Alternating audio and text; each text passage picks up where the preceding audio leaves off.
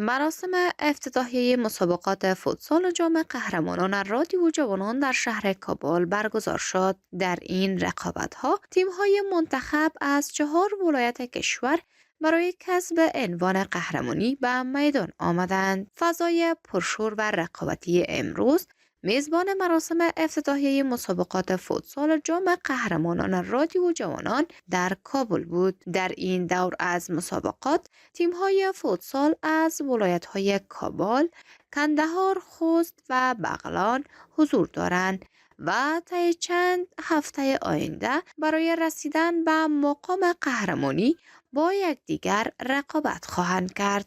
هدف از برگزاری رقابت‌ها زمینه فراهمسازی، البته میشه گفت که نمایش استعدادهای پنهان و نمایش استعدادهای جوان افغانستان هست و این بازی‌ها میتونه که خیلی یک زمینه خوب برای رشد استعدادها باشه و همین قسمی نشان داده شده برای جهان، برای AFC، برای فدراسیون فوتبال افغانستان، برای کمیته فوتسال افغانستان که استعدادهایمان را در کل اینو دعوت بکنن به تیم ملی فوتسال افغانستان و به نحو نشان بدیم که ما از ولایات مختلف برای یک ملت و برای یک افغانستان مهم بازی میکنیم و با خوشی می‌آفرینیم. اشتراک کنندگان نیز برگزاری چنین برنامه‌هایی را فرصت مناسب برای رشد ورزش و تقویت همبستگی میان جوانان عنوان می‌کنند. واقعاً دا ډول سیالۍ چې دایریږي دا ډېر یو مثبت ذهنیت خلکو ته ورکوي، همداشان بازیکنانو ته ورکوي، یو بل سره معرفي کیږي، لا ورزش ته خلک هڅېږي د دې سره.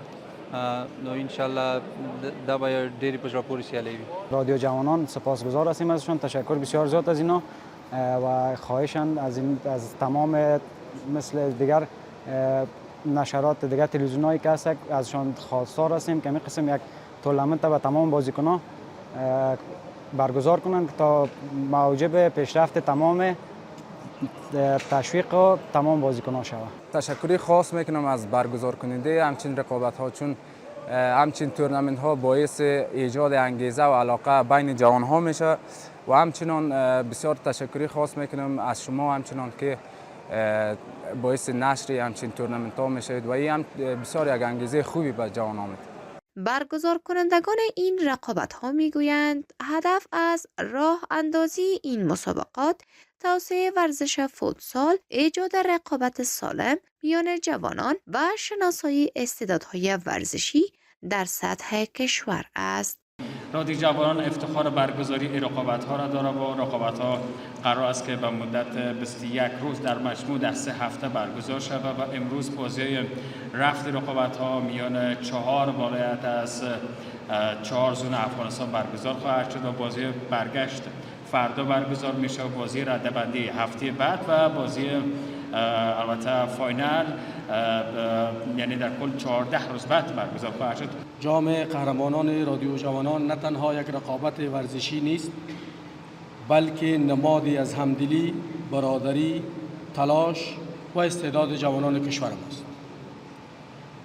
ورزش به ما می آموزد که برای رسیدن به موفقیت باید نظم، پشتکار و احترام به یکدیگر تلاش کنیم. رادیو جوانانو د مسؤلینو غوښتنه ده لکه څه ډول چې د فوټسال په برخه کې تاسو بېلابېل خدمتونه ترسره کوئ، همدې ډول د فوټبال، والیبال او نورو برخو کې هم خدمتونه ترسره کوي تر څو هغه هم زیات مینوال لري. د یوې خوا به ځوانانو ته کار شوی، له بلې خوا به ځوانان له نشهیي توکو ناوړو اعمالو څخه په امان کې شوي وي. قرار است این مسابقات تا چند هفته ادامه داشته باشد و در پایان تیم برتر این دوره از رقابت‌ها معرفی و مورد تقدیر قرار خواهد گیرد.